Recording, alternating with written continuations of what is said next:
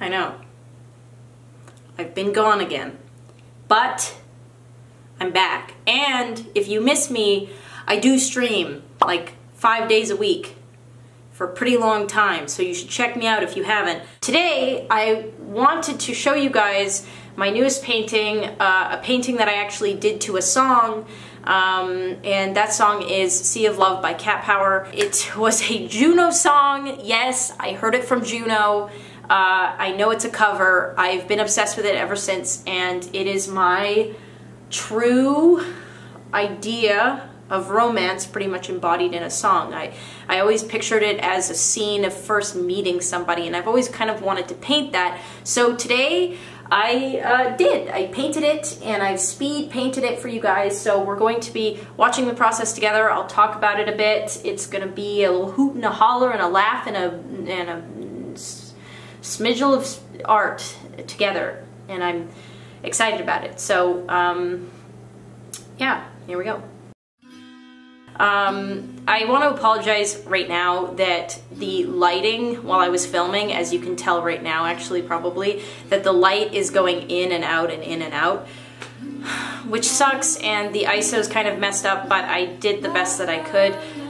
Right now you're basically watching me map everything out and trying to get just a lay of the land. I actually didn't sketch on this one, but I have started sketching now on my painting. So sketching with a watercolor pencil is something that I'm going to be doing in the future, but in this one you'll see me mapping out colors with just acrylic paint. I just really, you know, rough sketch it out. Looks really ugly right now. Like the painting at this point looked super ugly, and that's usually how these things go. It's like, oh, great, a bunch of splotches, wonderful. It gets better, maybe.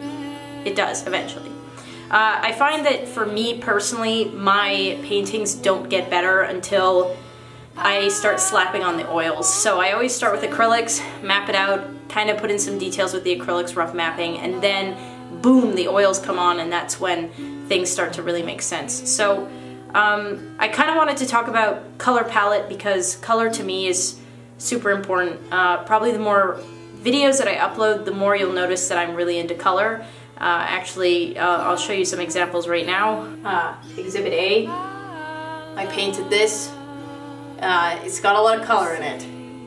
Exhibit B, again, a lot of color. I really like vibrating colors, so the yellow and the purple in this instance are the vibrating colors. And Exhibit C, this is my newest painting. He's not done yet, but again, vibrating colors. I like colors, so. But specifically for this one, I wanted to do something really romantic, what I viewed as romantic, which is, I always think of those clouds from Bambi, you know, when they're hopping around, and I also think of like Renaissance clouds. I mean, Renaissance clouds in general are typically like an orangey pink, maybe a bit of blue, and I really wanted that color. So the birds are supposed to be black, like these are bald ibises, they're supposed to be black, but I didn't want to paint them black. It just didn't, I don't know, didn't vibe with me. So I was like, oh, you know, I could do them green, because, you know, black can have a green undertone, so I'll just,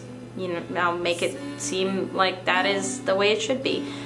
Something you'll notice with most of my paintings is I'm a color freak, and I really like contrasting colors. I like it when they vibrate against each other, and vibrations are just when two colors, wavelengths, seem to just really not jive with each other, so it causes them to stand out. It's kind of like all those optical illusion things that you see. It's also, sports teams have vibrating colors. Christmas is vibrating colors, red and green, blue and orange.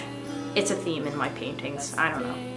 So that's why I kind of chose those colors. Also, I really wanted to do kind of like the Renaissance fluffy blended clouds because of that instrument that's playing in the background.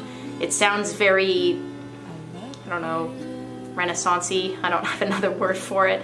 So I decided to do kind of the Michelangelo Sistine Chapel clouds in the background, and that made it kind of easy for me to go, okay, the birds are going to be the more static, detailed, and kind of stoic things in the painting. So I went ahead and started working on the birds and detailing them, and something that I've really become fond of lately is really working on fur and feather detail. I like animals a lot. I paint a lot of animals. So, yeah, I really went to town on his feathers, mostly.